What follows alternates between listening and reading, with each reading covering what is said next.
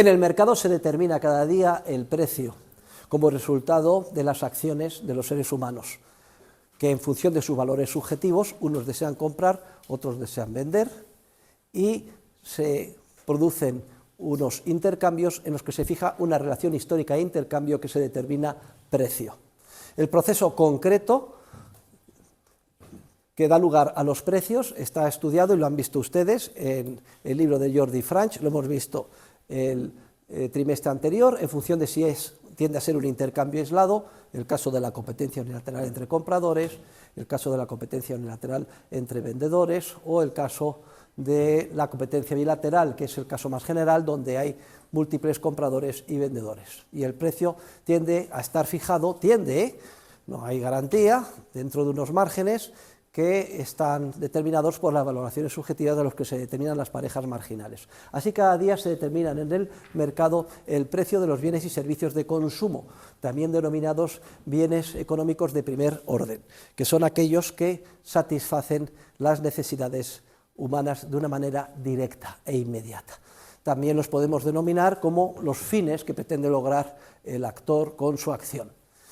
Pero para llegar a esos fines, o para poder consumir, previamente tenemos que pasar por una serie de etapas intermedias. Y en cada una de esas etapas intermedias participan, se plasman lo que se llaman los llamados factores de producción. Aquellos factores de producción, ¿qué son? Pues son esas etapas intermedias que se materializan en unos bienes de capital o en las que participa el ser humano proporcionando sus servicios laborales. No satisfacen directamente necesidades humanas, esos bienes que se llaman económicos de orden superior, sino que exigen la colaboración de unos factores complementarios y un periodo de tiempo para que después de culminar una serie de etapas, eventualmente maduren en forma de un bien de consumo que es el que sí ya satisface directamente las necesidades humanas. La inmensa mayoría de los bienes que produce una economía no son bienes de consumo, esto viene a ser la cuarta, la quinta parte, la inmensa mayoría son bienes de capital, factores de producción o recursos naturales que también se utilizan, que colaboran con los seres humanos, que prestan sus servicios laborales en cada una de esas etapas previas antes de alcanzar el tan ansiado fin o bien de consumo. Y la mayor parte del esfuerzo laboral de los seres humanos que trabajamos no trabajan en la última etapa del consumo inmediato, sino en las etapas intermedias y alejadas del consumo. Todo este prolegómeno, que de alguna manera sintetiza algo que ya sabemos y hemos explicado en clase, es importante para que ustedes ahora entiendan de qué manera se determina el precio de los factores de producción, de los bienes de capital y de los servicios que de tipo laboral proporcionan a los seres humanos en ese proceso que acabo de explicar. Porque continuamente los empresarios, y empresarios somos todos, están visualizando proyectos de inversión, de manera que creen que produciendo determinados bienes y servicios tendrán demanda el día de mañana y continuamente innovan, etcétera, produciendo más y cada vez mejores nuevos bienes de consumo que supuestamente demandaremos los consumidores el día de mañana. Los empresarios son como si dijéramos unos agentes que representan a los consumidores del día de mañana y su misión es descubrir primero qué bienes estaremos dispuestos a comprar, a qué precio y con qué nivel de calidad, incluso aunque ni siquiera hoy los consumidores tengamos esa información. Ellos nos representan y entonces lo que hacen en función de esos proyectos de inversión que conciben, emprenden esos proyectos y demandan factores de producción hoy. Adquieren, por tanto, recursos laborales, adquieren los servicios de bienes de capital, compran mercaderías, commodities, materias primas, etcétera, y los recombinan en diferentes etapas hasta que culminan en un futuro, más o menos lejano, en un bien de consumo. Si aciertan, obtienen beneficios, si se equivocan, cosechan pérdidas. En una economía de mercado libre, tanto los beneficios como las pérdidas son unas señales esenciales que indican a los empresarios qué es lo que tienen que hacer. Si obtienen beneficio, es como una prueba de reaseguro, vais por el buen camino. tienes que seguir produciendo esto. Si cosechan pérdidas, es lo contrario, es como una alarma roja que se enciende, pip, pip, pip, pip, pip, pip. Te estás equivocando. ¿Por qué? Porque estás detrayendo recursos escasos en forma de factores de producción para una línea, para producir unos bienes, que cuando resulta que hay otros alternativos que son más valorados por los consumidores y a los que habría que dedicar esos recursos escasos que tú has detraído. Es decir, estás actuando mal, porque estás mal utilizando los escasos recursos de la sociedad, dirigiéndolo a unas determinadas líneas de producción de bienes de consumo, cuando hay otros bienes de consumo que son más urgentemente demandados por los consumidores y a donde deberíamos de llevar esos recursos escasos que tú has detraído. Luego, la pérdida en una economía de mercado libre no intervenida indica que se está cometiendo un daño social. Por eso todos, queridos alumnos, tenéis que perseguir el beneficio, pero hay que perseguir el beneficio empresarial no por avaricia, hay que perseguir el beneficio empresarial porque indica que estamos haciendo un bien a la sociedad, un bien a nuestros congéneres, que estamos asignando bien los recursos.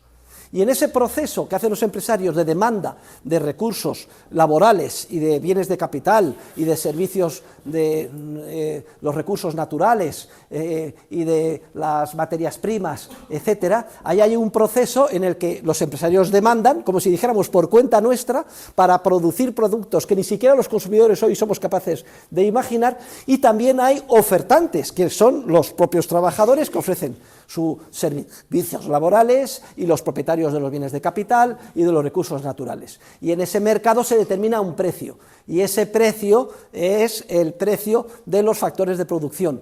Y vamos a ver que ese precio, que se determina por el mismo procedimiento que hemos visto, es decir, por las valoraciones subjetivas de las parejas marginales, tiende a igualarse con lo que vamos a denominar el valor descontado de la productividad marginal. No piensen ustedes, ni cometan el error de los economistas matemáticos del equilibrio, que ya encabezados por Schumpeter afirman que cuando se determina el precio de un bien de consumo, ipso facto inmediatamente se determina el precio de los factores de producción hacia atrás que hicieron falta para producir ese bien de consumo.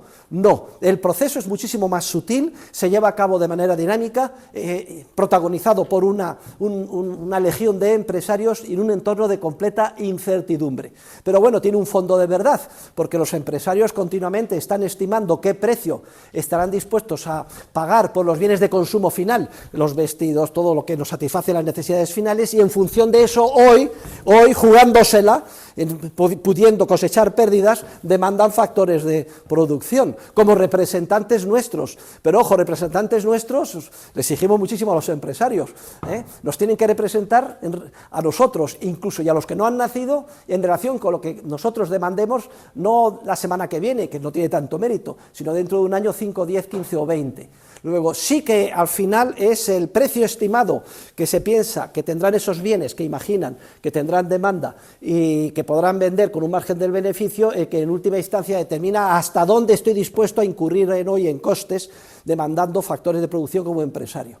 Los empresarios, por tanto, son los demandantes de los factores de producción por cuenta de los consumidores del futuro, como si dijéramos, son mandantes, y luego los ofertantes son los trabajadores hoy, los propietarios de los bienes de capital, etcétera. Y se fija un precio que es el precio de los factores de producción. Y lo que vamos a explicar ahora es cómo se determina este precio o hasta qué límite se determina este precio. Y el gran mensaje, la gran maravilla del mercado es que de una manera espontánea, sin que nadie lo dirija desde arriba, en una sociedad libre, hay unas fuerzas que son tremendas, que tienden a hacer que se pague a cada factor de producción el valor de lo que aporta al proceso productivo. Son, como si dijéramos, unas fuerzas imparables que surgen de nuestra propia naturaleza y de nuestra propia ontología y de nuestro propio interactuar humano.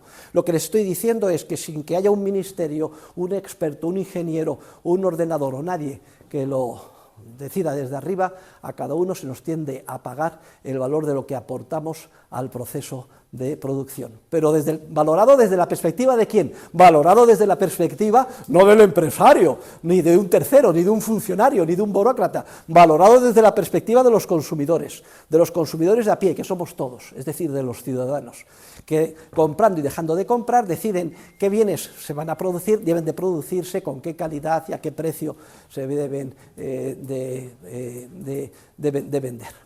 Luego esta es la gran maravilla, y ahora lo veremos enseguida en relación con el factor trabajo, que tanto más aportamos a nuestros congéneres, tanto más productivos somos, tanto más tendemos a ganar. Y viceversa, cuanto menos aportamos, menos tendemos a ganar. Y esto dirán, no, esto es injusto, no, esto es lo más justo que cabe concebir. Tanto aportas al otro, tanto más ganas. Y esto de manera espontánea. Y vamos a demostrarlo y vamos a ver cómo funciona. Porque en el mercado, queridos alumnos, y esto es el primer epígrafe que les vamos a preguntar, a cada factor de producción, o mejor dicho, a los servicios de cada factor de producción, se les tiende a pagar lo que se denomina el valor descontado de su productividad marginal. Esa es la ley que matiza en el artículo de Rothbard, no lo voy a seguir literalmente, lo voy a sintetizar de manera destilada, como hago siempre, dado que lo tienen ustedes, y el artículo es perfectamente claro. Suponiendo que el factor sea un factor no aislable, es decir, sea un factor no específico, es decir, que es un factor que puede valer para muchas actividades alternativas, y aislable, que se pueda identificar separadamente de otros factores de producción en el proceso de producción. Si el factor es aislable y es no específico, que es la inmensa mayoría de los factores más importantes, como por ejemplo el factor trabajo, el precio de mercado al que se cierra el valor, al que se cierra la transacción de adquirir sus servicios de ese factor de producción, tiende a estar determinado por el valor descontado de la productividad marginal.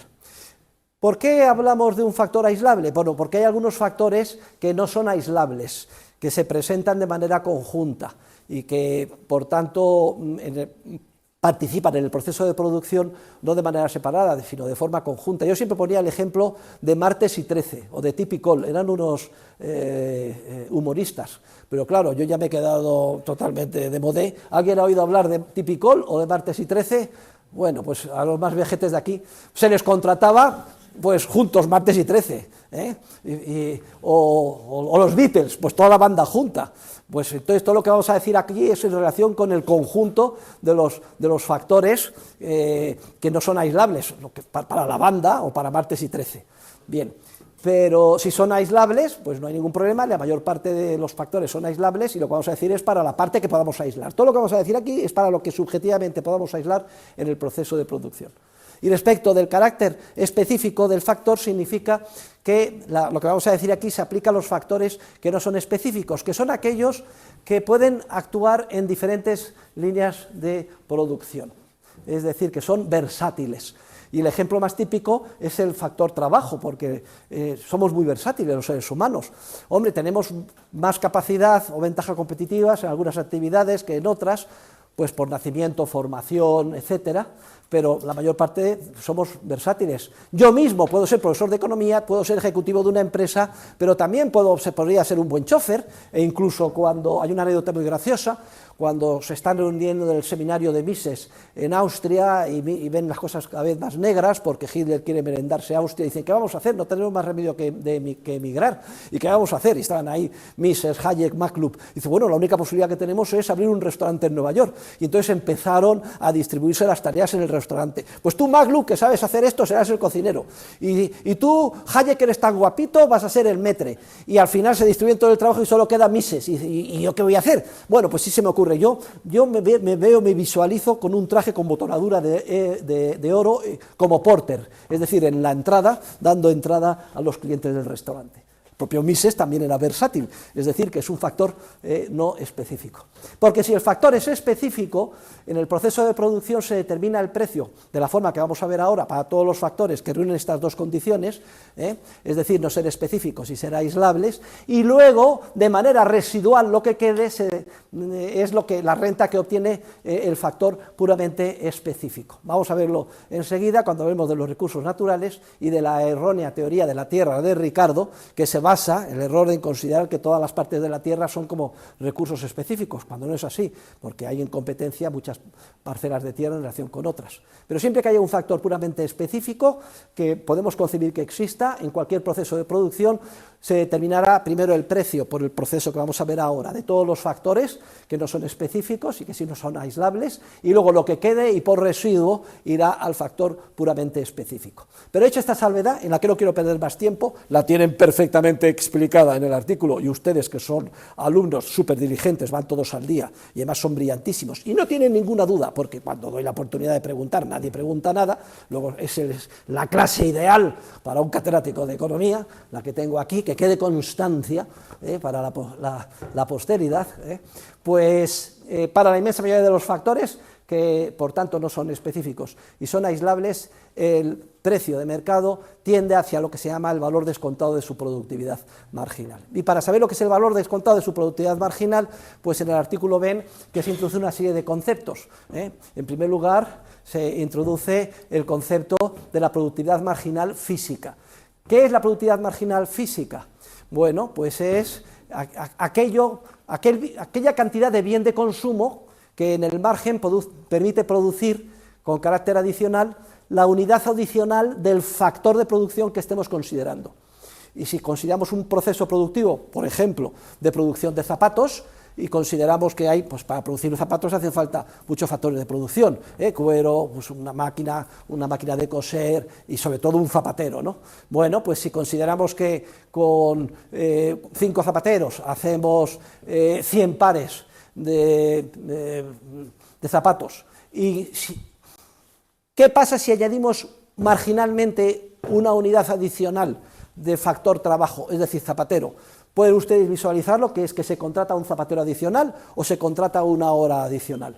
Me da lo mismo. Vamos a suponer que se contrata una hora adicional de servicios del factor trabajo, manteniendo iguales todos los otros factores de producción que participan. Pues si el resultado de esa hora adicional es que se produce un par de zapatos más, se llama productividad marginal física al par de zapatos más, es decir, a la producción adicional en forma de bienes de consumo, una vez terminado todo el proceso de producción, que permite producir, manteniendo constantes todos los factores, una unidad adicional del factor que estamos considerando factor variable. Y en nuestro ejemplo sería ese par de zapatos. Pero en el mercado los cálculos no se hacen nunca de manera, en términos de bienes, sino en términos de precios y valores de mercado. Entonces hay que ver cuál es el valor de la productividad marginal física.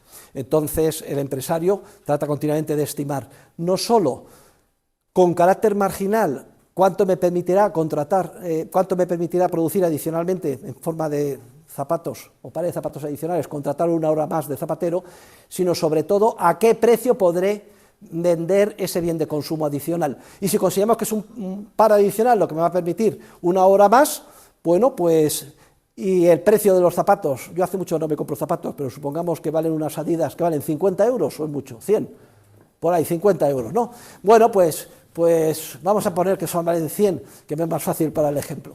Pues el valor de la productividad marginal serían 100 euros. Y cuidado, y esto no es nada fácil, queridos empresarios, ustedes van a salir ahí fuera. Entonces es un proceso en un entorno de incertidumbre en el que continuamente hay que estimar, primero, si queremos o no zapatos, segundo, si serán zapatos clásicos como los del profesor Huerta de Soto, que ya es un dinosaurio, o serán Adidas de última generación, con lucecitas que dicen viva Milei y viva la libertad, carajo, que he leído el otro día que están arrasando estas Adidas con el nombre del presidente en Argentina o lo que sea. Y luego tenemos que ver qué factores de producción adquirimos y luego tenemos que estimar, fíjese, el asunto no es moco de pavo, qué productividad adicional en forma de bien de consumo me permitirá producir una unidad adicional de factor. Y además tengo que estimar a qué precio seré capaz de venderlo. Y si soy capaz de vender a 100 euros ese par, pues el valor de la productividad marginal física es 100 euros. Pero aquí hay que añadir, y ya llegamos al final, y es lo siguiente, es que esos 100 euros solo estarán disponibles dentro de un año, cuando se haya terminado el proceso de producción.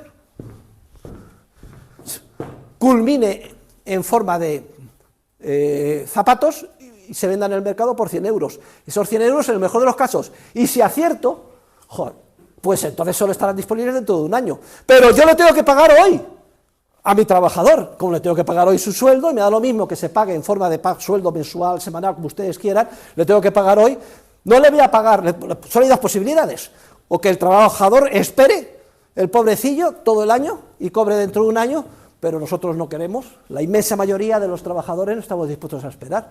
Podríamos hacerlo, nadie nos lo impide en una economía libre, y cuando se hace, se crea lo que se llama una cooperativa.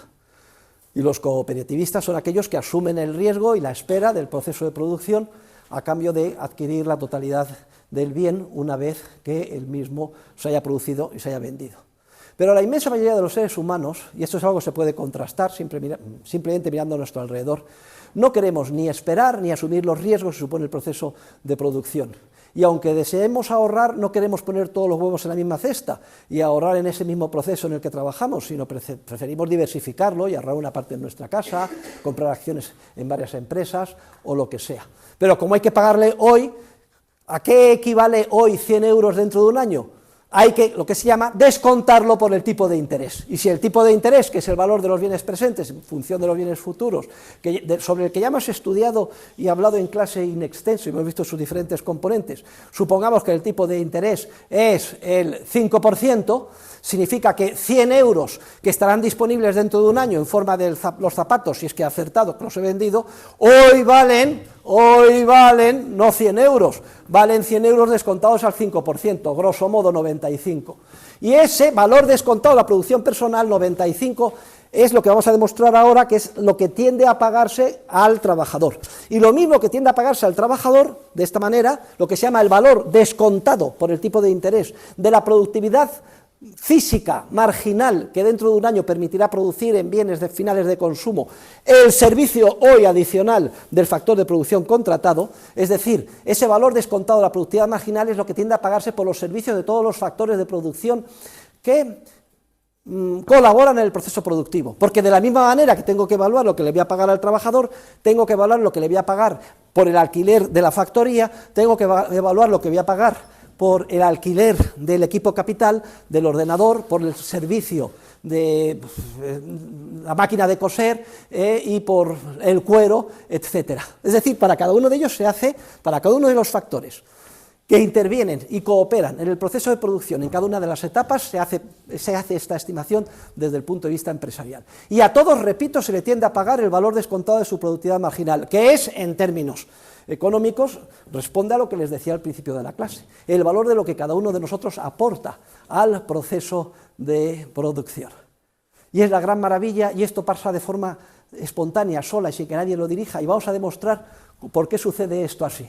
Supongamos que estamos en un proceso de producción, cualquiera, por ejemplo el de los zapatos, y yo de pronto descubro, aquí hay, una mina de dinero, vamos a lanzar al mercado, pues, deportivas, de última generación y con el nombre de Javier Milei, viva la libertad, carajo, porque esto parece que la gente arrasa entre los jóvenes que han votado masivamente en Argentina. Fenomenal. Pues entonces, ¿qué hago? Pues venga, pues contrato, voy a alquilar una instalación, voy a alquilar los servicios del ordenador que necesito, de la máquina de coser, y luego necesito, pues, trabajadores.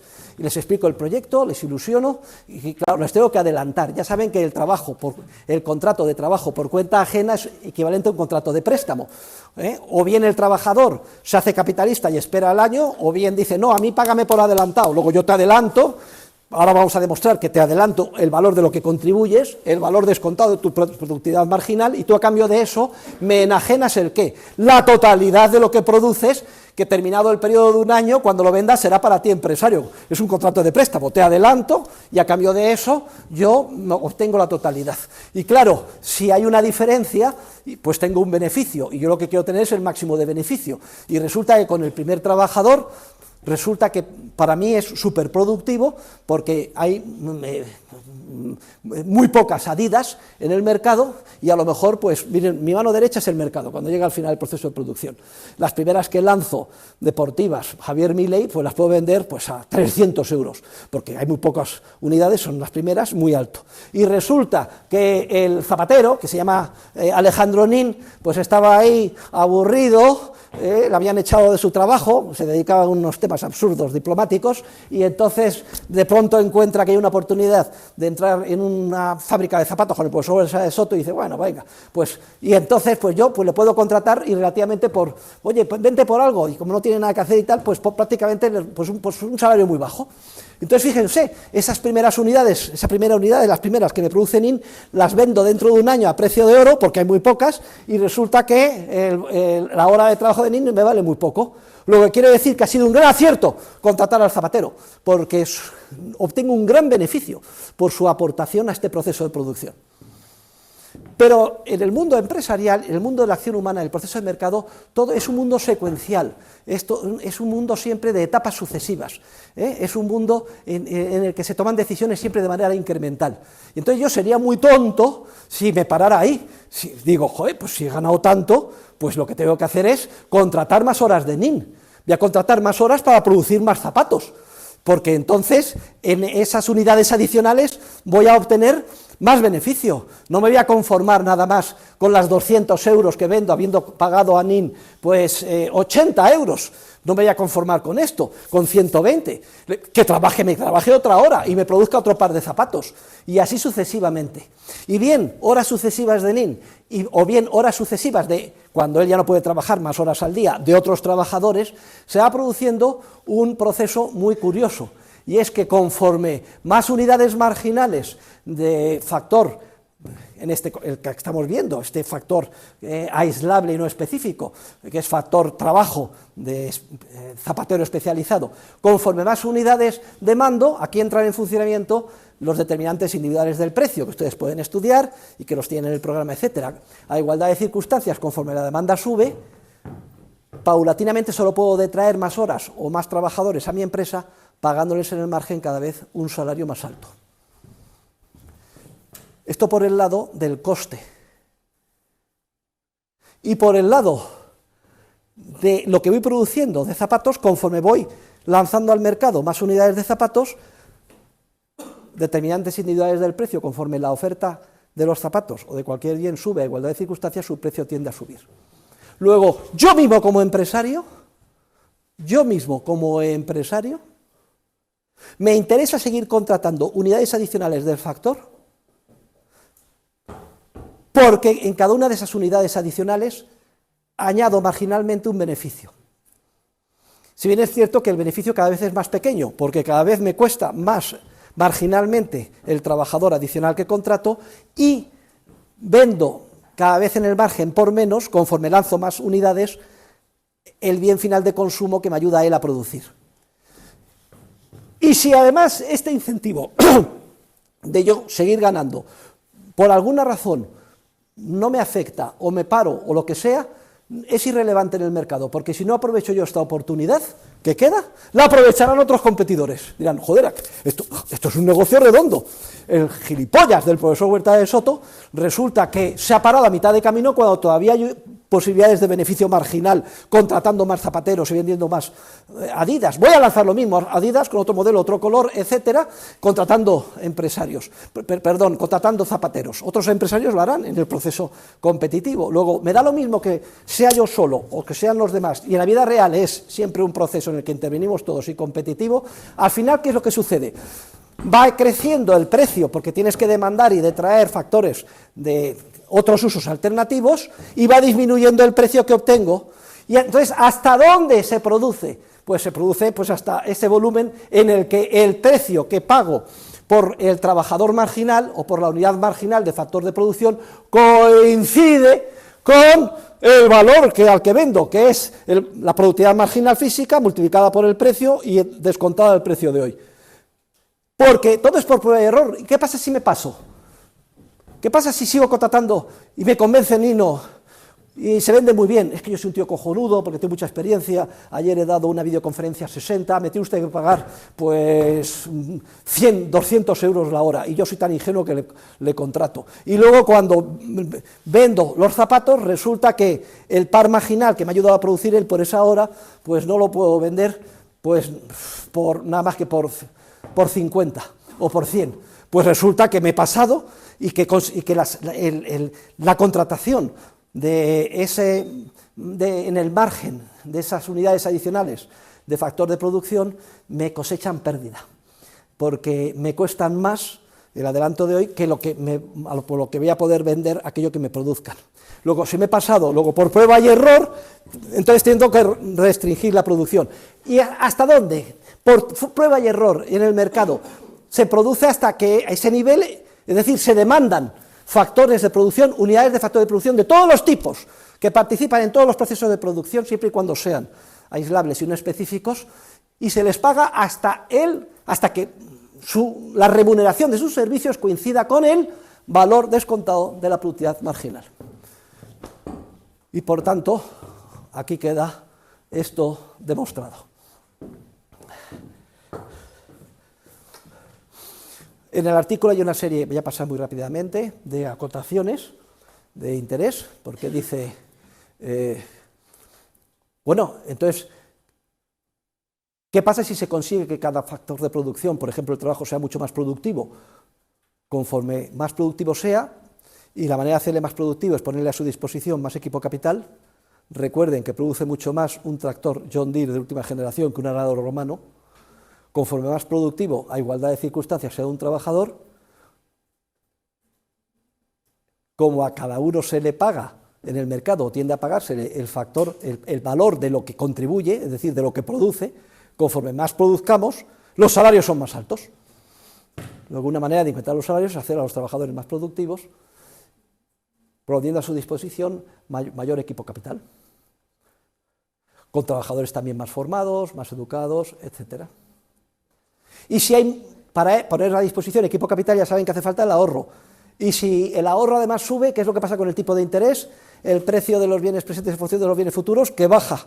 Y si el tipo de interés baja, también suben los salarios, porque el salario es el valor descontado por el tipo de interés que está en el denominador de la productividad marginal, luego suben. Y viceversa, si se ahorra menos y el tipo de interés sube, los salarios tienden a bajar. Si se destruye o se come el equipo capital, los salarios se hunden, por eso los países se empobrecen, porque persiguen a los capitalistas, les ponen altos impuestos, les expropian, etcétera. Luego, con este análisis ya es muy fácil de completarlo para que ustedes sepan y lo puedan aplicar a cada circunstancia histórica que les sea aplicable. Y termino comentando lo que les he dicho antes, que si el factor es no aislable, se determina exactamente igual, pero se determina el sueldo para martes y 13 conjuntamente. Mire, martes y 13, cada intervención son 5.000 euros y se lo pago. Entonces, ¿y cómo se distribuye entre martes y 13? Ah, eso ya la economía no le puede decir nada. Se supone que se lo dividirá entre medias, o si uno es un matón y el otro un acojonado, se quedará con todo y el otro no dejará nada. Ahí la economía no puede decir nada. Y si el factor es específico, es que yo solo valgo para hacer esto, bueno, pues se determinará el precio de los otros factores que participan en el proceso de producción y luego, de manera residual, lo que quede irá para el factor específico. Queridos alumnos, ya sabemos y ha quedado demostrado que en una economía de mercado libre no intervenida en el sistema capitalista tiende a pagarse a cada factor de producción, incluyendo a nosotros como prestadores de nuestros servicios laborales, el valor de lo que aportamos al proceso de producción. Y esto es algo muy importante para ustedes, porque van a salir ahí enseguida a buscar trabajo. Les voy a decir cómo se hace una entrevista de trabajo. Primero voy a decir cómo no se hace una entrevista de trabajo y luego cómo se hace la entrevista. Ustedes llegan todos temerosos, mi alumna distinguida, mis alumnos distinguidos. Y entonces habrá un entrevistador que estará harto y cansado de haber entrevistado a ciento y la madre. LinkedIn le habrá mandado 500.000, habrá visto, bueno, pues este parece más interesante, expediente académico, venga, citemos a estos, una entrevista, ahora se hacen todas por videoconferencia, etcétera. ¿Cómo no se hace una entrevista de trabajo? ¿Y aquí qué pagan? Como ustedes empiecen una entrevista de trabajo así, ¿saben lo que es? Como entrevista, patada en el culo en la puta calle. Siguiente. ¿Cómo se hace una entrevista de trabajo? miren, a mí no me importa lo que me paguen, pero yo, que me llamo, ¿usted cómo se llama? Estefanía, yo lo que les digo es que me voy a dejar aquí el alma, primero para aprender, solucionar problemas a la empresa y ser lo más productiva posible. Como usted diga eso, está contratada. ¿Se da cuenta? Porque cada empresa y todo el sistema paga a cada uno el valor de lo que aporta al proceso de producción. Y no se preocupen, que cuando ustedes llegan, vean su valía y lo productiva que es, y sobre todo que está usted ahí partiéndose el alma por solucionar papeletas a la empresa, no se preocupe, porque inmediatamente se le valorará y irá usted ascendiendo, etcétera. Porque lamentablemente, como vamos a ver ahora, la mayor parte de la gente, efectivamente, posmoderna, tiene el alma envenenada pensando que la están explotando, y unos empresarios desalmados, y no desconoce la realidad, que es la única que están ustedes aprendiendo aquí, que es la ciencia económica correcta, que esos empresarios no son desalmados, son los mandantes de millones de consumidores, entre los que se encuentra el propio trabajador, que cada día, cuando van a comprar, decidiendo lo que comprar o que deja de comprar, ponen en marcha todo el proceso. Luego está claro cómo se hace la entrevista, ¿no? Conlleven la idea de que van a ser ustedes muy productivos para esa empresa, que se hacen cargo que al principio no saben nada, que van a aprender, pero que en cuanto puedan ya van a notar mi valía, en términos de solucionarle papeletas y ser productivos en este proceso de producción. Entonces tienen garantizado el triunfo. ¡Háganme caso! Que sé lo que digo, aparte de que no es ninguna tontería, lo están ustedes entendiendo, la lógica aplastante. Lo que hemos demostrado es cómo se determina el valor de mercado de los servicios de cada factor de producción, pero es que hay muchos factores de producción en el mercado que también se compran directamente, no sus servicios, es decir, no el servicio de alquilar la furgoneta, ni el servicio de alquilar la máquina de coser, sino se compra directamente la furgoneta o la máquina de coser. Y durante miles de años existió la odiosa institución de la esclavitud. Y resulta que no solo se pagaban los servicios laborales, y en la Roma, en Grecia clásica, había salarios, sino que también se compraban esclavos. ¿Cómo se determina el precio de mercado de un factor de producción cuando se compra todo él y no solo sus servicios? A través de lo que se denomina un proceso de capitalización, que han visto ustedes y explicado con todo detalle en el artículo que hemos leído para hoy, y que es muy sencillo. El proceso de capitalización es otra estimación empresarial que se hace. Imaginen ustedes un factor de producción, como puede ser la fábrica o el taller. Bueno, pues si el taller lo alquilo, pues me van a cobrar 850 euros al mes. Bien, pues 850 euros al mes son al año 10.000 euros. Bueno, pues 10.000 euros, esa es la renta o la productividad del bien correspondiente. Los 850 euros al mes es el valor descontado de la productividad marginal. Como se determina exactamente igual que como lo acabamos de ver. Es decir, el mes adicional de taller, cuánto contribuye en términos de productividad marginal final física por su precio y descontado por el tipo de interés. Pero resulta que el zapatero dice, joder, ¿por qué voy a pagar un alquiler todos los meses? Yo lo que quiero es comprar. Y hay un mercado también donde se compran y venden alquileres, pisos, ordenadores, coches, etcétera. Pues lo que se hace es ver, aquí tenemos en este periodo, en el periodo 1, se producen 10.000 euros. Es el valor descontado de la productividad marginal. En el segundo periodo, otros 10.000. En el tercer periodo, otros 10.000. Y así sucesivamente.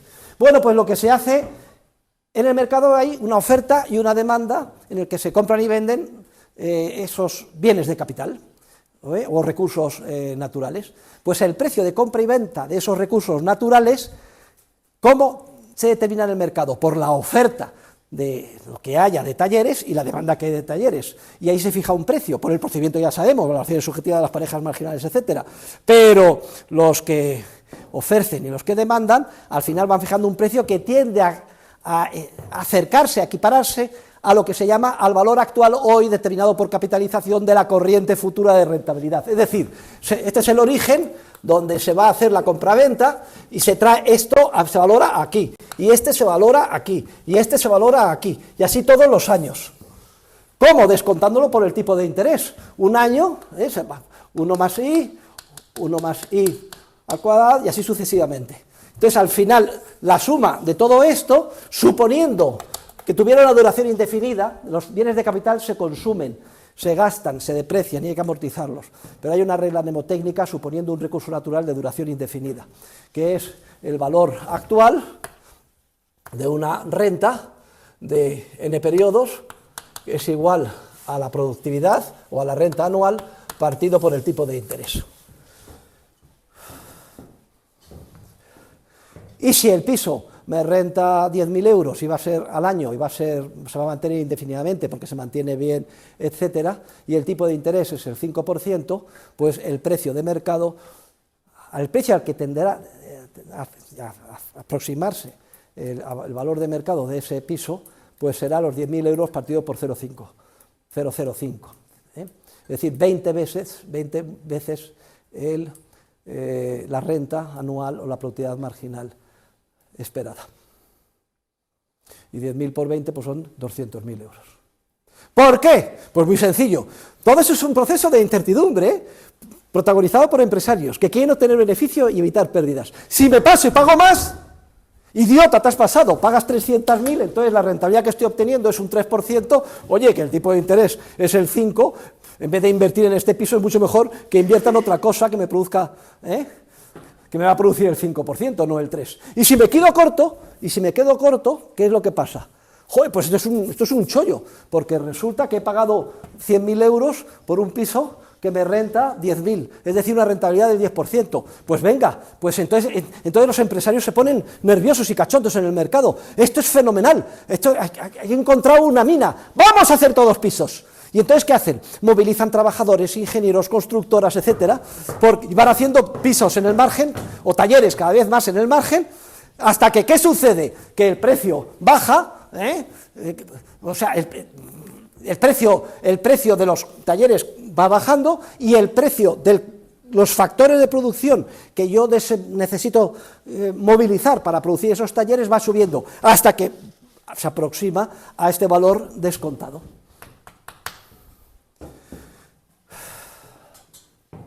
¿Saben ustedes, cuando existía, vamos a ver, si existiera esclavitud, el precio del esclavo se determinaría de esta manera, y de hecho, las pruebas que tenemos documentales de cómo eran los mercados de esclavos en Roma y en Grecia responden y recogen perfectamente esta realidad. Afortunadamente no hay esclavitud en una economía de mercado libre, ni siquiera vale el contrato en que yo me vendo como esclavo, vale. Y solo se determina el precio de los servicios laborales, que se llama salario. Pero en la época de la esclavitud, los esclavos más caros, onerosos, eran los preceptores. Eran filósofos griegos. Resulta que las familias patricias romanas pues tenían a bien contratarlos como profesores para sus hijos. Y entonces un filósofo, etcétera, eran muy escasos, pero tenían un precio tremendo. Los preceptores y las chicas guapas arrasaban en los mercados de esclavos, porque el valor de su productividad era muy alto y descontado por el tipo de interés. Y luego había, pues eso, trabajadores, pues mano de obra barata, etcétera. Y el precio de mercado, pues de un esclavo ya viejo, mayor, etcétera, era nulo, o a lo mejor ya incluso, pues era cero, porque no lo quería nadie. El coste de mantenerlo era superior a lo que podía aportar al proceso de producción. Pero afortunadamente, es para que vean ustedes que la lógica es la misma, pero afortunadamente no existe esclavitud. Pero sí que compramos y vendemos ordenadores, equipo capital material, recursos naturales, etcétera. Por cierto, que la productividad anual, para hablar de determinar el precio del factor de producción, solo afecta al valor. La productividad no tiene nada que ver con el tipo de interés. Esto solo cabe en la cabeza enfermiza, errónea y equivocada de los economistas matemáticos y del equilibrio, todos los economistas clásicos, incluyendo Chicago. Como ellos solo se fijan en la etapa final de reposo y en el equilibrio en el que todo coincide, ¿qué es lo que pasa cuando el proceso supuestamente ha llegado a su etapa final? ¿Qué es lo que acabo de demostrar? Pues que al final tiende a pagarse un precio que coincide, un precio tan alto por el taller, tal que su rentabilidad coincide con el tipo de interés. Pero no tiene nada que ver la rentabilidad con el tipo de interés, no tiene nada que ver la productividad con el tipo de interés, es que solo se llega de manera indirecta. La productividad determina el valor de mercado del bien de capital, porque es esa corriente futura de rentabilidad esperada o de productividad esperada la que se descuenta por el tipo de interés. Los empresarios ven, anda, pues es muy resulta que me está dando, el precio al que puedo comprar es baratísimo y me da una rentabilidad muy alta. Entonces, ¿qué hago? Me movilizo demandando factores de producción para construir cada vez más talleres, hasta que llegamos al precio de 200.000 euros, que es el 5%, que es el tipo de interés de mercado, y ahí me paro, porque si sigo estoy perdiendo dinero.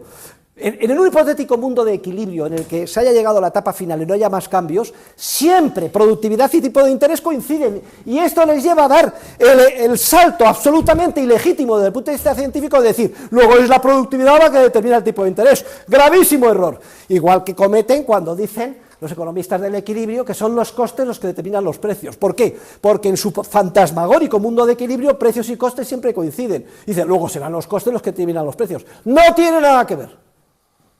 El precio se determina por las valoraciones subjetivas de las parejas marginales, de los bienes de consumo. Se justiprecia o se estima hoy por los empresarios como mandante de los consumidores. Y los consumidores entonces compran y demandan factores de producción pretendiendo obtener un margen. Al final, por la competencia, tiende a coincidir esos costes con el precio final descontado el tipo de interés o beneficio. Pero eso sería en el equilibrio, y el equilibrio no se alcanza nunca. Y yo lo que quiero es que mis alumnos siempre lo hacen en economía en términos dinámicos y de procesos dinámicos de mercado, y se olviden del equilibrio. Cuidado que esta lección es muy importante.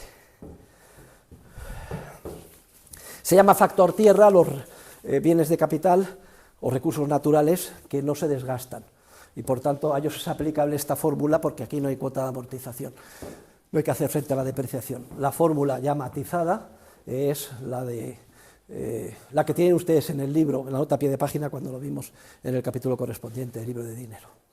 Y aunque no haya esclavitud, ojo, sí que se hacen estimaciones de qué vale una vida humana en términos económicos. Por ejemplo, si yo quiero hacer un seguro de vida para cubrir a mi familia en caso de que yo falte, bueno, pues calculo y digo, joder, ¿qué gastos hay en mi familia? Si falto yo, o falto mi mujer, o faltamos los dos, pues entonces hay una disminución de ingresos. Y si cada uno gana 50.000 euros entre los dos 100.000, bueno, pues entonces decimos 100.000, ¿a qué tipo de interés? 5%, bueno, pues necesitamos pues 1 millón o 2 millones de euros, un seguro de vida. De manera que si morimos, pues nos dan 1 millón de euros, pues los podemos meter al 5%, que son 50.000 para cada uno, 50.000 y 50.000 él y 50.000 ella, un seguro de vida de 1 millón de euros cada uno, y los hijos pueden seguir viviendo al mismo nivel que antes, 100.000 euros. Normalmente nos hace como, joder, hay menos gastos porque han muerto los dos cónyuges. Se lo digo yo que tengo una compañía de seguros de vida y lo hacemos todos los días. Y continuamente estamos haciendo cálculos como si la vida humana tuviera un valor, porque es imprescindible para poder orientarnos también. ¿Ha quedado claro, queridos alumnos? ¿Ha quedado claro que a todos se nos paga lo que contribuimos, o tiende a pagarse lo que contribuimos al proceso de producción? Bien, pues ahora vamos a estudiar un poquito más despacio los diferentes factores de producción, y vamos a empezar con el factor de producción que más nos interesa a nosotros, que es el factor de producción trabajo. Y una de las cosas por las que empieza Mises es definiendo, en la acción humana ustedes lo han leído, dos tipos de trabajo, el introversivo y el extroversivo. Se llama factor introversivo a aquel que hacemos por gusto. O sea, trabajo introversivo, servicio laboral introversivo es el que hacemos por gusto. Joder, y por gusto pues hacemos unos esfuerzos muy grandes, y jugamos al tenis hasta extenuarnos, o hacemos jogging, lo hacemos por gusto, o nos pasamos todo el fin de semana distribuyendo comida en la parroquia. Nos cuesta mucho esfuerzo, sudamos mucho, pero no hace falta que nos pague nadie para hacerlo. Es la propia satisfacción del deber cumplido, de ayudar al necesitado, de sentirnos bien porque hacemos ejercicio físico. Eso se llama el trabajo introversivo. Pero el trabajo, la mayor parte de los trabajos que hacemos son los que se llaman Mises trabajos extroversivos, que son aquellos que sí que nos producen esfuerzo y sacrificio y que no hacemos por gusto. ¿Cuál es el mejor de los mundos? Bueno, cuando hay trabajo extroversivo, lo vendemos en el mercado y lo vendemos por un precio que tiende a ser, ¿cuál? El valor descontado de la productividad marginal. Si esto que hacemos y por lo que nos pagan resulta que simultáneamente nos gusta hacerlo, entonces recibimos doble paga. ¿Qué mayor satisfacción es lo mejor para la realización personal y la felicidad interna? Trabajar en aquello que nos guste, porque entonces estamos ganando por dos lados. Primero el salario que recibimos y luego la satisfacción. Es que yo a ustedes les daría gratis clase. No solo les daría gratis clase. Por lo menos estaría dispuesto a pagar 5.000 euros al mes por darle a ustedes clase. Yo. Pero resulta que no solo no tengo que pagar 5.000 euros, luego eso ya lo tengo ganado, sino que además me pagan 3.000 todos los meses. Estoy ganando 8.000 euros. Soy un hombre felicísimo. Plácido Domingo, Montserrat Caballé, o lo que ustedes quieran, la supercantante esta que está de moda, que es una zurda, la americana, ¿cómo se llama? Sí, esta, la Swift, la zurda Swift. Estoy seguro que cuando se mueve y como lo hace, lo haría gratis, pero no solo. No hace falta que lo haga gratis, sino que le paga una millonada, pues gánalo, el doble, y lo mismo le pasa a Montserrat Caballé, etcétera. Y ahora, en nuestro nivel pequeño y humilde, ¿qué diferencia hay salir cada mañana contento a un trabajo que a uno le gusta, sabiendo que va a participar en una rueda inmensa en la que colaboramos todos con todos, que es el proceso de mercado, aportando nuestro proceso de producción? ¡Qué alegría! La alegría y la satisfacción en el trabajo supone que estamos pagados doblemente. Y yo lo que recomiendo, queridos alumnos, es que procuren que además de extroversivo, disfruten lo que estén haciendo. Y una de las mayores tragedias y cabronadas que nos ha hecho el socialismo y el marxismo y Carlos Marx es envenenar el alma humana del trabajador. Lavarle el cerebro para que vaya a su trabajo todos los días pensando, cabizbajo, que es un ser explotado por los capitalistas desalmados. ¿Qué diferencia más grande entre ir al trabajo contento y alegre y por tanto tener doble paga, la monetaria y la subjetiva, o ir al trabajo hundido, maleado, envenenada al alma? Y se encontrarán ustedes, que son gente joven y entusiasta y todavía no han sido destruidos por lo políticamente correcto. Cuando lleguen a la empresa y cumplan lo que les dice el profesor, no se sorprendan, sobre todo si es una empresa grande y está sindicalizada. Enseguida le dirán, oye, ¿usted cómo se llama? Dante. ¿Cómo? Dante. Dante, oye, Dante, te vemos que vienes demasiado entusiasta al trabajo. Oye, Dante, tampoco hace falta que seas tan entusiasta y hagas todo tan bien. Nos pones mucho en evidencia a los que estamos encabronados y a los del sindicato. Pero Dante, ¿qué pasa? ¿Es que eres accionista de la empresa? ¿O eres amigo del dueño? Venga, Dante, anda, baja y ponte al mismo nivel que los demás, porque si no, a lo mejor te pinchas. Es decir, un día te caes, resulta que hay una navaja así hacia arriba y te has pinchado. O a lo mejor hay un bate de béisbol que se va de sitio y tienes un ojo morado. Venga, Dante, vuelve al redil y por lo menos hazte el encabronado como los demás y no trabajes demasiado. ¡Cuidado, esto parece una obra de teatro! Responde a la realidad de lo que se van a encontrar también, trágicamente. Y les aviso.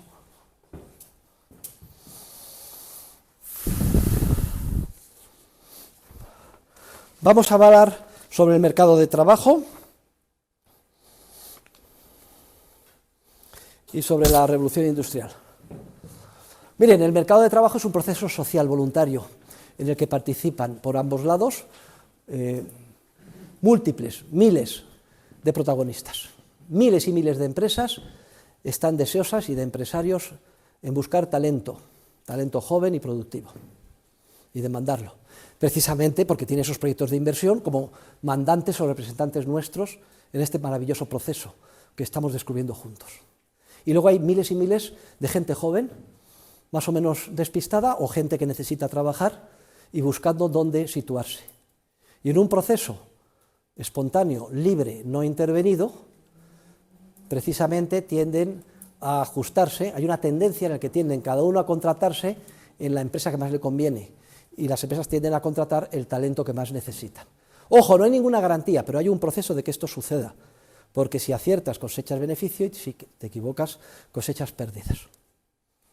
¿De acuerdo? Y en una economía de mercado no intervenida, la inmensa mayoría de los seres humanos están trabajando. Hay lo que se conoce con el nombre de pleno empleo. ¿Pero significa pleno empleo que todo el mundo esté trabajando? No, porque siempre hay un número determinado de trabajadores que no están trabajando. Es lo que se conoce con el nombre, a mí no me gusta, como tasa natural de desempleo o empleo friccional, fricción, un término cogido de el mundo de la ciencia natural o de las tecnologías. Y eso tiene su origen, bueno, primero, para empezar, en una economía libre no se puede obligar a nadie a trabajar. Es que hay gente que es una vaga y no quiere trabajar. Es que hay gente, todos conocemos a vagos, a gorrones, ¿no?, que viven desde la cara. Pues a gente que estás en la calle pidiendo y le dicen, no, mire, le doy este puesto de trabajo, preséntese a las 9 de la mañana. Y no se presentan porque no quieren. Y una economía libre, podremos considerar rechazable esa postura del vago, del indigente o del que no desea trabajar, por cualquier razón que sea, pero es respetable y sería totalmente inmoral e ilegítimo forzarle. Como por ejemplo, antigua Constitución de la Unión Soviética. Decía, todos los soviéticos tienen obligación de trabajar, y si no, a la cárcel, multa, etc. Pero no hay que irse a la Unión Soviética. Cojan ustedes la Constitución española, a ver si lo hace alguien, métanse, a ver qué dice sobre el trabajo. Dirá que todos los españoles tienen el derecho y el deber de trabajar. ¿Pero por qué? ¿Dónde se ha visto? Una sociedad libre. Y si a mí me da la gana de ser un gorrón y no trabajar. Pero hay otras razones, también explican, digamos, el paro natural o normal, y es que hay muchos trabajos que son estacionales. Por ejemplo, en España se sabe por el turismo. Y entonces no hay mano de obra, sector turístico, pues de mayo a octubre, noviembre, y luego pues en Baleares están todos en paro, se aplica al paro, o tienen una pequeña tiendecita o cultivan su huerto. Pero es que además también siempre hay gente en desempleo porque, repito, el proceso social jamás se agota y nunca llega al estado final de equilibrio. Y estamos buscando a ver si encontramos un buen trabajo, y a lo mejor me ofrecen un buen trabajo y no lo cojo. Y no lo cojo porque pienso que hay otra alternativa que me van a responder el mes que viene y esa me interesa más. Es el propio funcionamiento del mercado. Y eso explica que siempre haya un volumen determinado de paro. El paro grave es el paro que surge cuando el Estado, so pretexto de defender a la clase trabajadora, regula y rigidiza el mercado de trabajo. E interviene en ese mercado, y se puede intervenir de muchas maneras. Por ejemplo, seguro de desempleo. Ya lo dije el otro día. Es uno de los principales culpables de los altos volúmenes de desempleo. Porque claro, si yo en el proceso social no es lo mismo que no tenga un ingreso, porque estoy en paro, a que tenga garantizado 2.000 euros todos los meses y una renta social mínima, más la mía, la de mi mujer y la de mis hijos, ya tenemos, sin dar palo al agua, ya tenemos garantizado en el hogar familiar 1.500, 2.000 euros al mes. Que me han ofrecido un trabajo levantándome a las 8 de la mañana como un putas por 1.000 euros, que trabaje su puta madre, volumen de desempleo crece tremendo. Ahora, me hago cargo también, es que también es una tragedia. Va mal la empresa, me dejan en la calle, no tengo dinero, pues menudo agobio.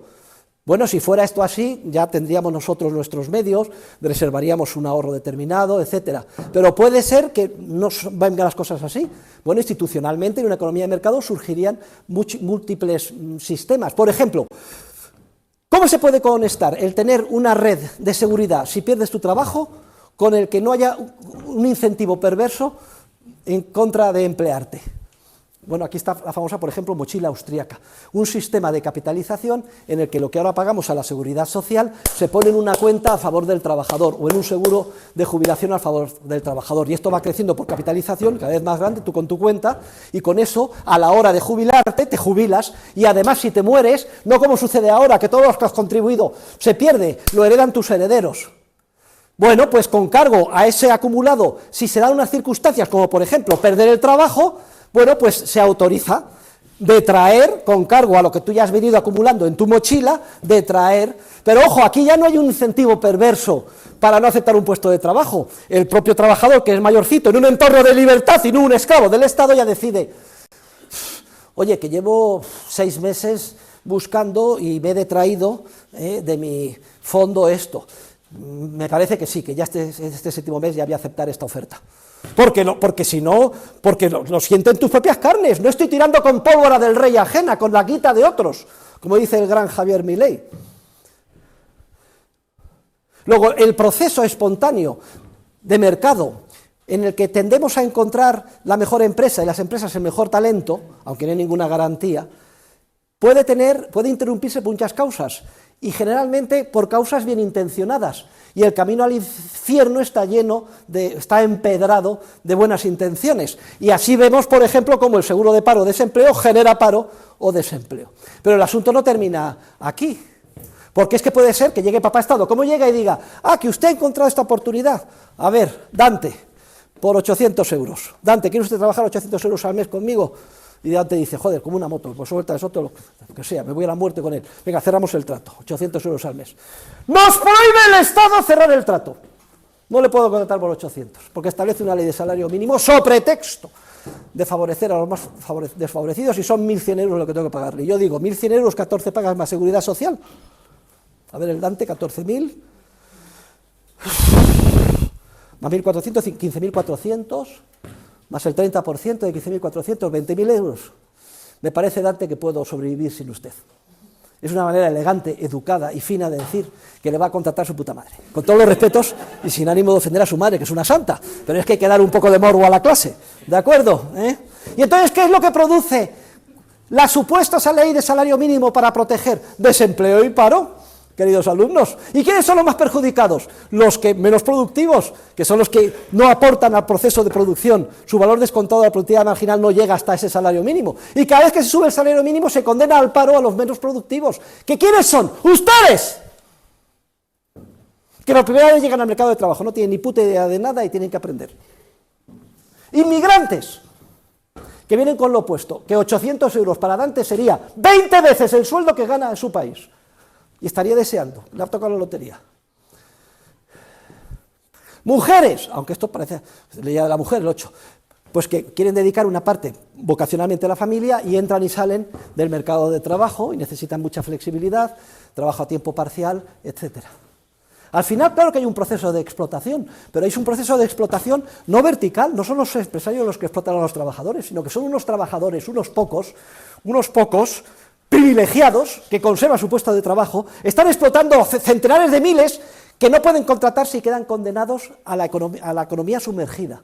Esto lo saben muy bien en Argentina, la misma población que en España, y solo hay en el mercado laboral formal 6 o 7 millones de trabajadores, y otros 7 informal.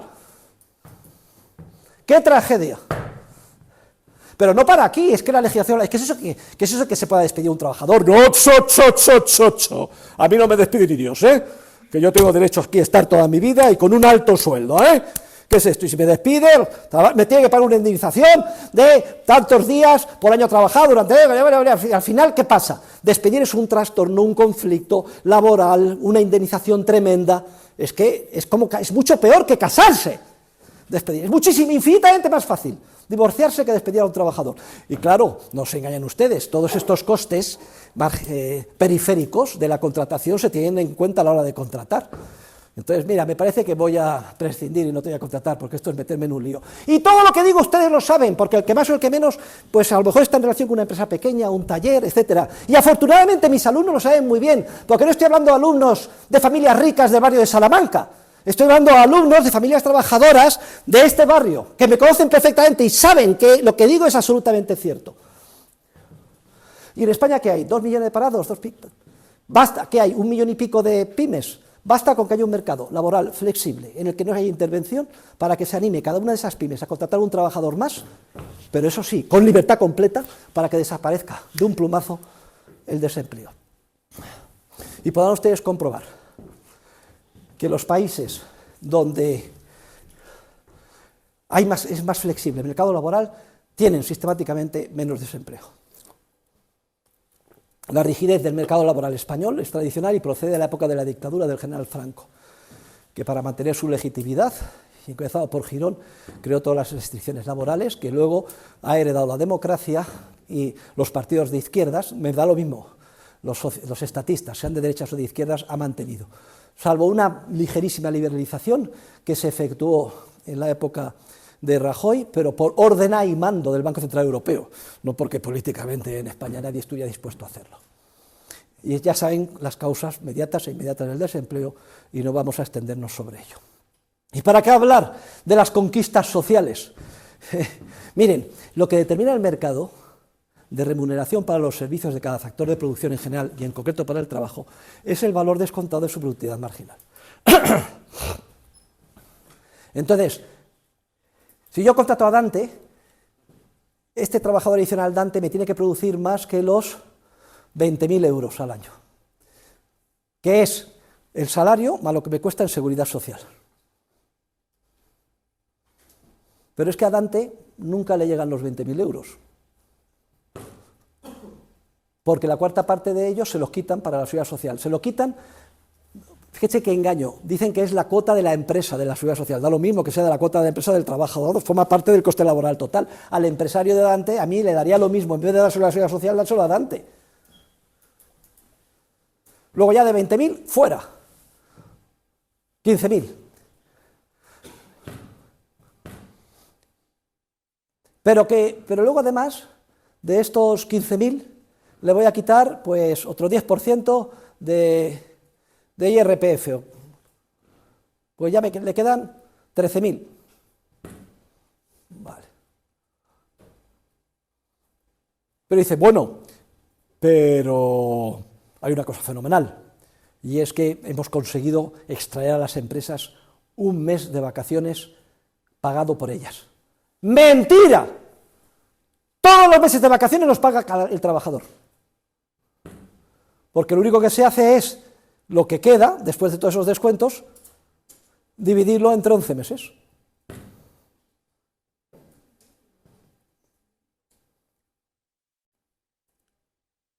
Es decir, yo a usted le voy a pagar nada más lo que usted me aporta al proceso de producción, que son 11 meses de trabajo. Entonces esos 15.000 euros solo me los va a pagar por 11 meses. Lo que pasa es que como el Estado me obliga a pagar 12 meses, lo que voy a hacer es pagarle de menos un poquito todos los 11 meses que me trabaja para que me quede una hucha y le pueda pagar el mes de vacaciones. Y si resulta que la legislación laboral dice, no solo esto, sino que se va a dar otra paga extra en junio y otra paga extra en diciembre. Bueno, pues entonces no se engañen ustedes, no lo paga la empresa, lo paga el trabajador.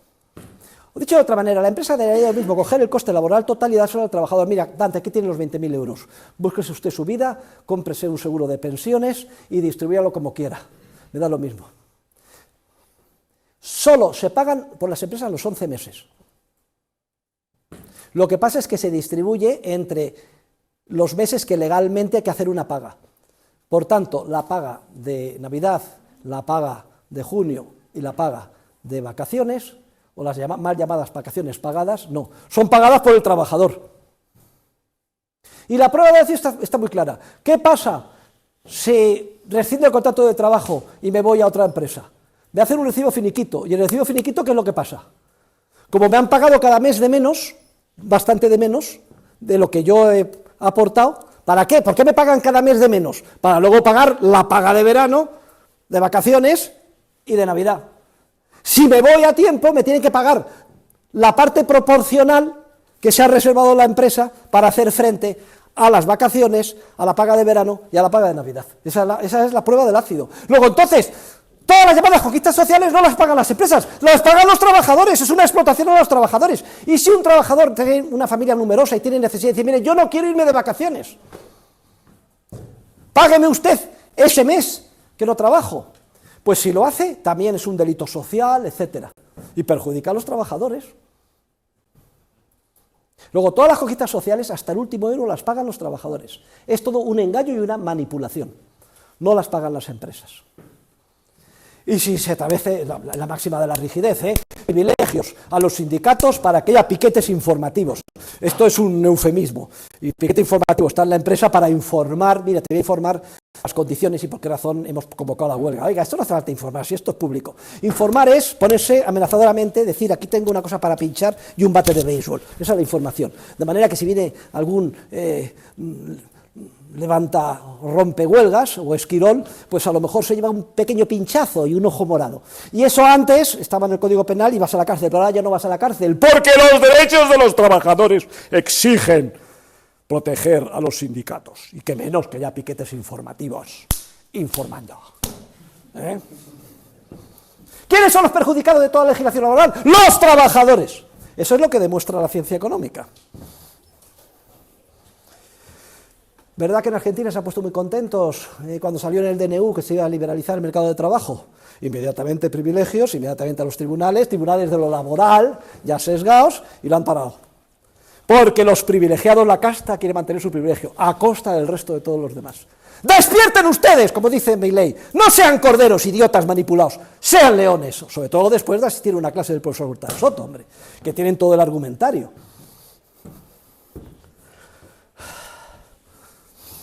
Hombre, yo me podría calificar como el Milei de la ciencia económica, aunque más bien debíamos de decir que Milei es el Huerta de Soto de la política, porque yo llegué antes que él, y más o menos siempre he procurado explicar las mismas cosas y con la misma intensidad.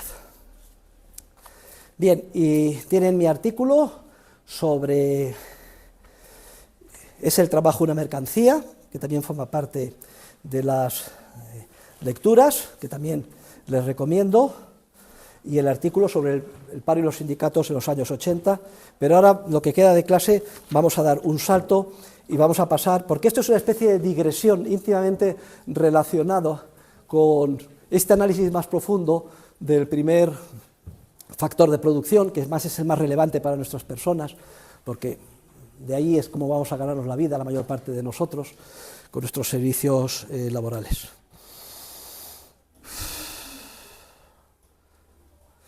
Esto es tan increíble que esta gran mentira, sin fundamentación científica, se haya mantenido hasta hoy, que hay que investigarla a qué se debe históricamente. Y la versión oficial, o el relato oficial, es la siguiente, que surge la revolución social y la revolución industrial y el capitalismo, y que se caracteriza por haber creado un mundo kafkiano, en el que los trabajadores han sido condenados a trabajar en unas situaciones inmundas. Y entonces todos visualizamos los niños empujando, todos los niños demacrados, con toda la cara, ¿no?, negra de carbón, vagonetas de carbón, las fábricas con humo en el Reino Unido, todo lleno de barro oscuro, los pobres trabajadores como un ejército de explotados, las mujeres explotadas y prostituidas. Eso era el capitalismo. Pero llega papá Estado, ve la situación, empieza a tomar medidas, y entonces, gracias a esto y al movimiento sindical, podemos empezar a que la clase trabajadora empiece a mejorar. Y esto ha pasado, se ha ido filtrando por muchos procesos, por muchos mecanismos, por muchas obras literarias. Tienen el famoso Oliver Twist, de nuestro... Tengo la punta de la lengua. No, coño, el inglés, hombre. El de los niños trabajadores. Charles Dickens, sí, todas las obras de Charles, claro, gracias. Charles Dickens, es que mi cerebro funciona a una velocidad, estoy pensando en lo siguiente. Charles Dickens, etcétera, ¿no? Bueno, pues entonces hay que investigar como científicos a qué se debe todo esto. Y entonces tienen ustedes las lecturas, que yo he seleccionado algunas. Para empezar, la de William H. Hutt, se titula El sistema de fábrica a comienzos del siglo XIX, donde demuestra que la realidad es justo la contraria a la de este relato. Porque el relato es que el capitalismo empobrece y destruye a las masas trabajadoras, y antes del capitalismo vivíamos en un mundo idílico. La casa de la pradera. ¿Quién no ha ido a la casa de la pradera? Éramos hombres y mujeres felices, en una colina llena de amapolas. Hemos visto la serie, el cabeza de familia todo guapo, la mujer encantada, unos trajes estupendos perfectamente, los niños recogiendo las amapolas, y ese mundo idílico se sustituye por el mundo tenebroso del trabajo en las fábricas. No se crean ustedes nada de esto, porque lo que sucedió fue lo contrario. La vida anterior al industrialismo y al capitalismo era tremendamente dura. La gente vivía a nivel de subsistencia en el campo. No había horas. Desde levantarte bien de madrugada, romper el agua helada para mal lavarte la cara, ordeñar a las vacas, todo el día trabajando, pero desde los 4 años, para conseguir prácticamente nada. Y a las primeras de cambio, una mala cosecha, una sequía, una enfermedad, todos muertos. Las familias a lo mejor tenían 10, 15 hijos, la mortalidad infantil era tremenda, solo llegaban a la madurez a lo mejor 4 o 5, en un entorno tremendo, además de servidumbre, como siervos semiesclavos de grandes terratenientes, procedentes de la época feudal. Y entonces se produce un cambio en algunas sociedades, empezando por la del Reino Unido, en la que por el respeto jurídico a la propiedad privada, por el respeto de una incipiente empresarialidad creativa, empieza poquito a poquito el mundo previo, que era un mundo dedicado a la agricultura en un régimen de subsistencia y de tremenda pobreza y dureza, y los pocos artesanos que había se dedicaban a producir bienes de lujo para los aristócratas, reyes y terratenientes. ¿Han visto ustedes las películas del siglo XVIII? ¿Cómo iba vestido un aristócrata? Que parecía un gilipollas integral. Unas medias hasta aquí, todo de seda, una peluca, eso costaba una fortuna, todo de hilo de oro. ¿Dónde se subía el aristócrata? Un carro maravilloso con 80 caballos y 20 lacayos. Solo había unos artesanos que se dedicaban a producir para unos pocos. Del ancien régimen, antiguo régimen. Los reyes y los nobles, propietarios de las tierras, y el resto había, pues iban manadas de pobres, el problema de los pobres que iban de un sitio para otro, tremendo, una vida durísima. Pero cambia esto institucionalmente, cuando se empieza a asumir la disciplina del respeto a la propiedad privada, a la creatividad empresarial. Unos pocos empresarios empiezan a diseñar proyectos de inversión para producir, es lo primero que se hace. Dicen, en vez de un taller artesano para hacer puñetas, ¿saben lo que son las puñetas? Todo esto que se ponían en los trajes los del siglo XVIII, con 80 bordados, vete a hacer puñetas, era tremendo, tenía que estar ahí durante 2 años cosiendo el pobre artesano para el señor de turno. Pues unos empresarios dicen, oye, ¿por qué? Vamos a cambiar la visión. Empresarios igualmente geniales que estos que descubren esto hoy en día. ¿Por qué en vez de producir solo para estos aristócratas, no empezamos a producir masivamente para las masas trabajadoras? Porque he encontrado y sé que aquí tengo algodón y me han traído este diseño y luego ha innovado con este telar y yo creo que con esta inversión puedo llegar a hacer... A ver, vamos a hacer un ejercicio práctico. Levántense en clase hoy todos los que llevan unos vaqueros. Todos, levántense. Venga rápidamente, ¿quién lleva un vaquero? Levántense, por favor. Todos los alumnos que llevan un vaquero puesto. Casi la mitad. Pueden sentarse. ¿Saben ustedes de dónde procede esta prenda? Así son las primeras empresas industriales. Y se contrata mano de obra, se hacen los vaqueros y se empiezan a vender 5, 10, 10.000, 100.000 vaqueros que llegan a un precio muy barato para vestir a los pobres, que son precisamente los que hasta entonces se morían de hambre y los que empiezan a hacer boca a boca, pasa la siguiente información. Oye, fulanito, que no sabes lo que he descubierto, un chollo tremendo. ¿En qué consiste? Sí, hombre, sí, vente a Glasgow. ¿Pero qué? Sí, vente a mi fábrica, que necesitamos gente. ¿Y qué hacéis? Fabricamos vaqueros, ¿qué es esto? Ah, qué cosa más interesante, me lo puedo poner y tal, y qué suaves son y tal. Sí, oye, ¿y no sabes el chollo? ¿Pero cuál es el chollo? No te lo vas a creer, ¿no? No, mira, un horario de 12 horas al día, y con media hora para comer. Me dice, ¿12 horas? Sí, entramos a las 8 y terminamos a las 8. No me lo puedo creer. Oye, eso es cojonudo, porque yo me levanto a las 6 de la mañana y termino a las 12, a las 12 todos los días. Sí, y además tienes tu horario y luego te puedes volver a tu casa. Ah, sí, sí. Y además otra cosa muy importante, no tienes que trabajar todos los días. ¿Cómo que no? No, resulta que la mitad del domingo te darán libre. ¿Que te dan libre la mitad del domingo? Oye, ¿dónde hay que apuntarse? Me voy corriendo. Y fíjense ustedes, ¿qué idiotas son? ¿Qué idiotas son? Todos los trabajadores pobres que empiezan a abandonar el campo y se van a Glasgow y a las fábricas en el Reino Unido. ¿Por qué? ¿Son masoquistas? No, porque desde la perspectiva de ellos de entonces supuso un tremendo avance y mejora en prosperidad y sanidad y seguridad. El relato es justo el contrario. Y así se produce el cuerno de la abundancia del sistema capitalista.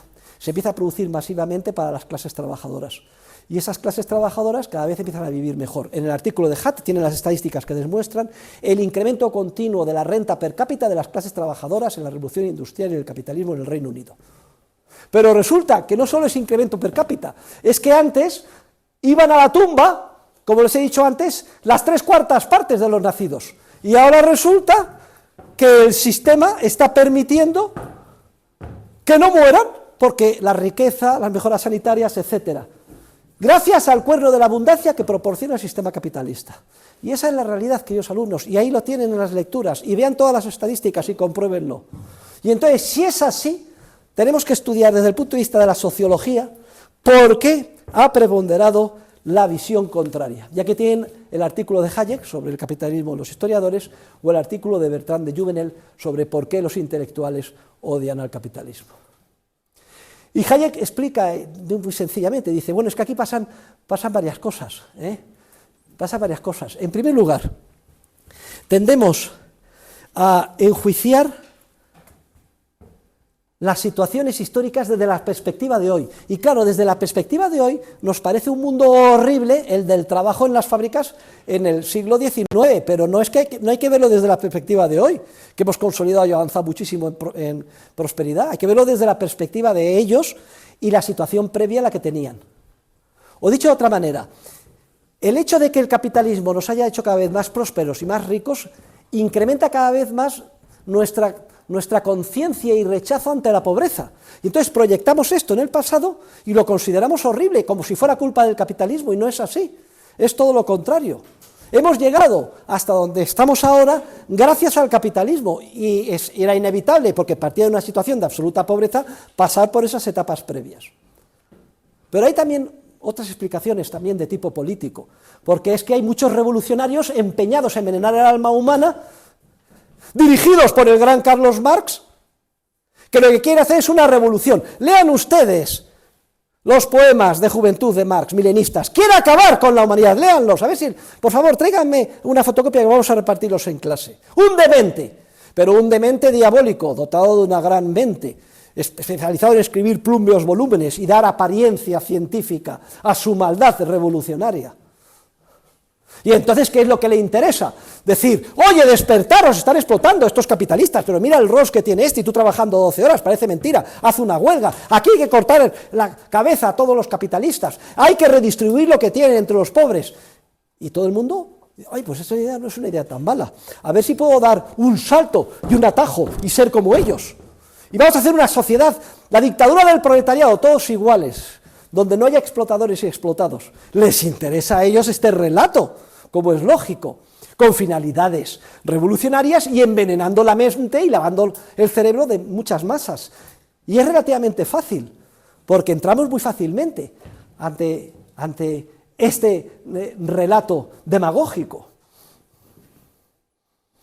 La ciencia económica es antiintuitiva. Lo intuitivo es que tú ves una situación de desigualdad y dices, uy, esto es injusto, quitemos a este y yo me salgo ganando. La sociedad libre requiere una disciplina de comportamiento, de respeto a la propiedad privada, a la vida del prójimo, etc. Pero lo intuitivo no es eso, lo intuitivo es pegarle un golpe, matarle, robarle y comérnoslo. Y si la civilización ha avanzado es porque hemos aprendido paulatinamente a respetar esos derechos, a disciplinar nuestro comportamiento, a seguir un comportamiento basado en la moral y en los principios tradicionales de la propiedad privada. Y esto es lo que destruye y corrompe con una promesa grandiosa el marxismo. Y tendremos la oportunidad de destruir el marxismo en las últimas clases del curso cuando nos dediquemos a estudiar la teoría de la explotación. Pero es que resulta que a nivel político no solo se juntan los revolucionarios, también se junta el partido Tory. Esto es muy interesante, léanlo ustedes, ya lo han leído. El partido Tory es el partido de los conservadores británicos en el siglo XIX. Representaba a los aristócratas. ¿Quién ha visto Downton Abbey? Bueno, pues sí, bueno, los demás no lo han visto. Hay que ir al cine. Bueno, un poquito antes de Downton Abbey. ¿Qué ven los aristócratas? Los aristócratas que no daban palo al agua y que lo único que eran terratenientes, esos que se vestían como gilipollas con puñetas de oro y con todas las carrozas y 1000 lacayos, empiezan a observar algo que les pone nerviosísimos, que sus siervos en las grandes fincas se van, huyen, fíjense lo mal que sería el sistema de fábrica, que huyen de las fincas y se van al sistema de fábricas, que son idiotas, votaban con los pies, y ante esa situación se produce una especie de pacto a la griega. los Tories empiezan a hacer todo tipo de comisiones para perseguir a los desalmados burgueses, nuevos empresarios que están explotando a nuestros lacayos en las minas y en las fábricas.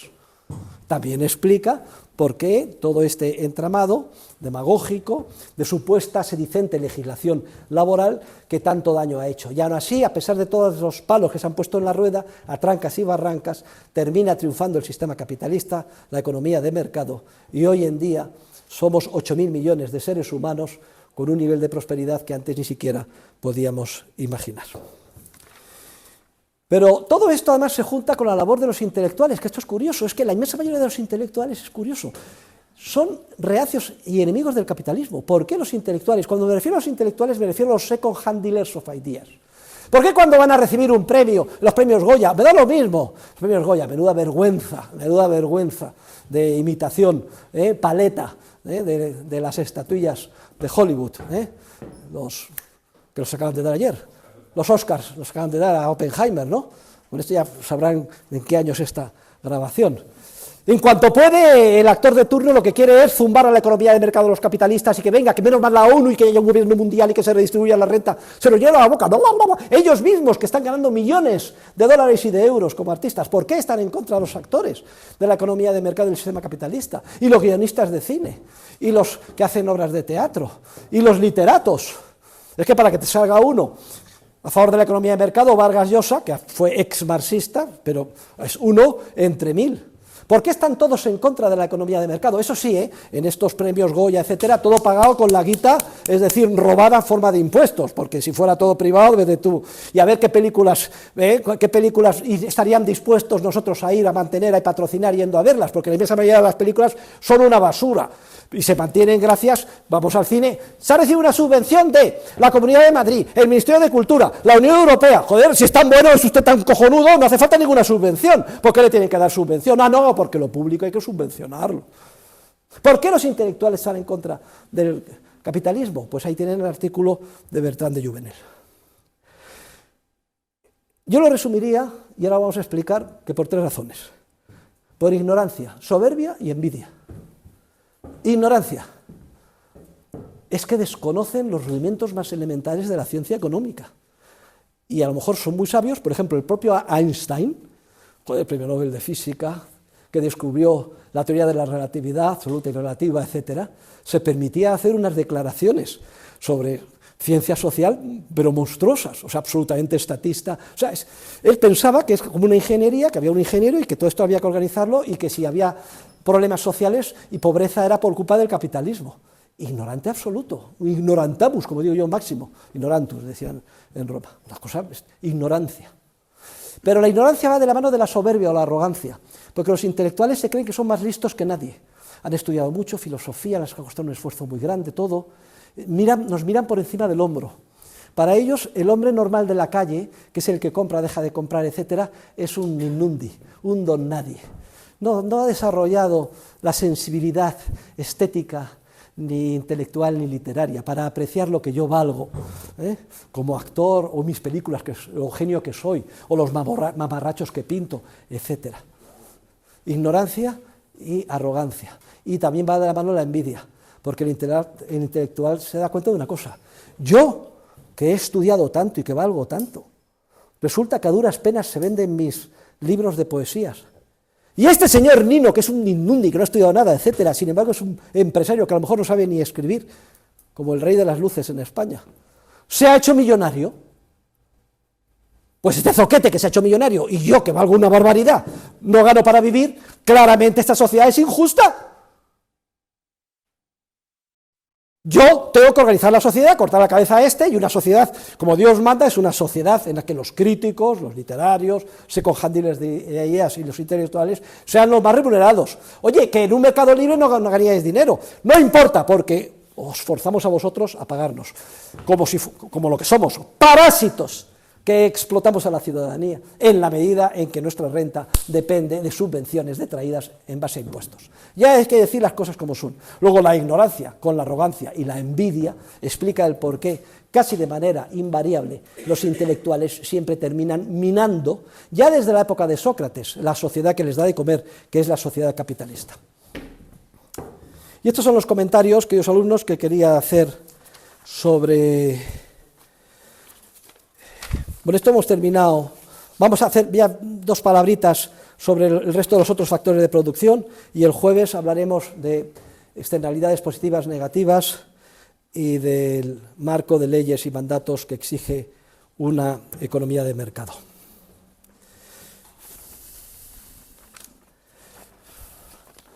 Al margen del factor de producción trabajo, están los otros factores de producción, materiales, que son los bienes de capital, los hemos estudiado en extenso en mi libro, y los recursos naturales. El factor se llama en economía tradicionalmente el factor tierra. Se define en términos de teoría económica como aquel que no se desgasta, por tanto tiene una duración indefinida, al margen de que lo haya producido o no un ser humano. Y los recursos naturales también tienen un precio de mercado que tiende a coincidir con el valor descontado de su productividad marginal. Porque hay muchas parcelas que pueden competir alternativamente para producir algodón, o se pueden alojar un edificio aquí o allá, etcétera, y están en competencia unas con otras. También hay parcelas que se llaman submarginales de tierra, es decir, que su valor de productividad marginal es 0. Por ejemplo, una parcela de tierra en mitad del Sahara o una parte del Océano Atlántico, tiene valor actual de su productividad marginal 0, es una tierra submarginal. Y luego también hay parcelas de tierra que son tan únicas que se consideran factores específicos. Entonces, su precio de mercado se determina de forma residual. La mal llamada teoría de la renta de David Ricardo es un error, porque David Ricardo considera que la renta percibe siempre, la tierra, los factores, los recursos naturales reciben siempre como renta el valor residual. Y esto solo sucede en aquellos casos concretos en los que podamos imaginar una parcela de tierra o un recurso natural que es completamente específico. Pero el mercado es muy dinámico y lo que antes era tierra submarginal de valor 0, luego deja de serlo, porque somos cada vez más prósperos en Madrid y había una cosa que se llama la pedriza, valor 0, nadie iba, pero eran cuatro piedras asquerosas, llenas de frío, ahí a la derecha, en la Sierra de Madrid, cerca, nadie quería ir a la pedriza. Pero cada vez empezamos a ser más ricos y empezamos a valorar algo nuevo, que es tener una segunda casa en la sierra, con aire puro, poder caminar por allí, etc. Y entonces se descubre y empiezan a tener un valor de mercado. Y lo mismo pasa con muchos latifundios que no tenían ningún valor y ahora lo tienen, porque incluso tienen una pista de aviación y llegan los cazadores y se cazan en un día 1000 perdices, y lo pasan pipa y pagan una fortuna, y se le da valor a algo que antes no tenía para nada, etcétera. Bien es cierto, las perdices están todo el día, estamos ahí, perdices como las ocas, alimentándolas para que luego... Y lo mismo pasa con muchos... El factor tierra, por tanto, va paulatinamente pues, cambiando según los usos, etcétera. Y a él es aplicable, igual que al resto de los factores de producción, exactamente las mismas leyes que las que hemos explicado hoy con carácter general. Y luego se habla del periodo de acomodación, que es muy interesante, y del dogma de Montaigne. El dogma de Montaigne lo han leído en La acción humana, en la lectura correspondiente, que dice que si hay ricos es porque hay pobres, y viceversa, gravísimo error. En una economía de mercado, un sistema libre, basado en el respeto a la propiedad privada, lo que hay es una armonía de los intereses rectamente entendidos, y cada vez que hay una transacción, ambas partes siempre salen ganando, porque si no, voluntariamente no se llevaría a cabo. Solamente en un entorno de violencia, robo, guerra, explotación o de parasitismo, aquellos que viven a costa de papá Estado y de los impuestos, claro que se convierte en lo que se llama un juego de suma cero, y es aplicable el dogma de Montaigne, porque si yo te robo a ti, yo salgo ganando y sales perdiendo, y tú, si me robas a mí, viceversa, luego entonces solo cabe matarnos.